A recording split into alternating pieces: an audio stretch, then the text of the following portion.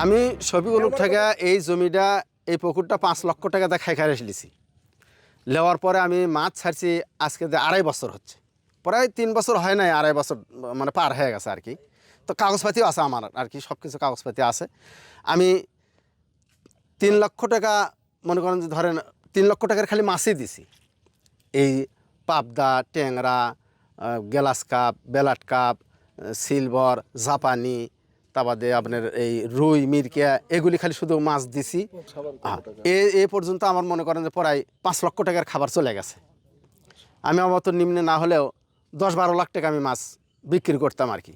আমি অঘ্রাণ মাসে আমি মাছটা ছেড়ে দেবো আর কি, যে মাছ আমার হয়ে গেছে, অঘ্রাণ মাছ পর্যন্ত আমি ছেড়ে দেবো। এখন পানি গভীরতার জাননি করে জেলে নামাচ্ছি না, যে না এই পানিতে মাছ আমার উঠবি না। এখন আজকে আমি সকালে খাবার দেবো। আজকে সকালে আসে দেখি যে পুকুরের মাছ সব মরে ভাসে উঠছে। গ্যাস ট্যাবলেট মারছে মনে হয়। কাউকে সন্দেহ মানে এই জমিলিয়া সামাত এই পুকুরে বেড়া দিছিল। দেওয়ার পরে আমার সাথে কোনো দ্বন্দ্ব করার, আমার করলে ভাই আমি পুকুরে বেড়া দেবো, ভাই আপনি জমি যদি পানতে বেড়া দেন গে, জোরদারের সাথে আপনি বোঝেন গে। আমি দিয়েছি খাই খালে সে আমার সাথে আর কোনো আপনার বাজা খুঁজেন নাই, বলে না। তো উনি আসা বেড়া দিল, দেওয়ার পরে কয়েকদিন থাকার পরে এই পুকুরের মালিক শফিকুল ওই মানে যে বাঁশ করে গেলে তুলে ফেলে দিল। ওই তুলে ফেলে দেওয়ার পরে এখন আমার ওই সামাদের সাথে দেখা হলো। দেখা হওয়ার পরে আমি সালাম দিলাম, সামাদ আমার সালামের জবাবই দিল না। তারপর আরেকদিন আবার সালাম দিলাম, সামাদের সাথে খামারখান্তি হাট খোলায়, আমার সাথে কোনো সালামের কোনো জবাব দিল না। না দেওয়াতে ওই অবস্থায় যেমন ওই চলাফেরা করা আমার করি, ওর সাথে আমার কোনো বাজা গুজা নাই। হঠাৎ করে এখন এই আজকে সকালে মনে করেন যে এই দশা।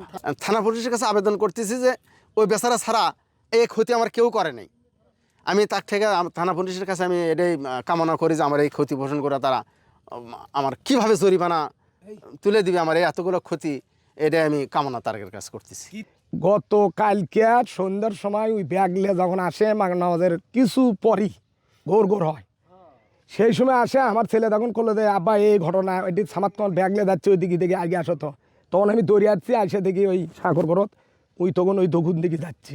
আজকে এসে দেখি লক্ষ লক্ষ টাকার মাছ বিষক্রিয়া হয়ে মরে আছে। তো আমি চাই যে যারা করেছেন আইনের দৃষ্টিতে তাদেরকে ধরে শাস্তির আওতায় নেশা, এবং দেশ ডেভেলপ করার জন্য তারেক রহমান মাছ চাষ, গাছ চাষ, খাল খনন এগুলোর জন্য একটা সুপরিকল্পিত একটা পরিকল্পনা গ্রহণ করেছেন যাতে দেশ ডেভেলপ হয়। তা আমাদের যারা দেশের ক্ষতি করে তারা দেশদ্রোহী, দেশের শত্রু, তাদেরকে চিহ্নিত করার দরকার, আইনের আওতায় নেশা দরকার, এবং দৃষ্টান্ত শাস্তি কামনা করি আমি।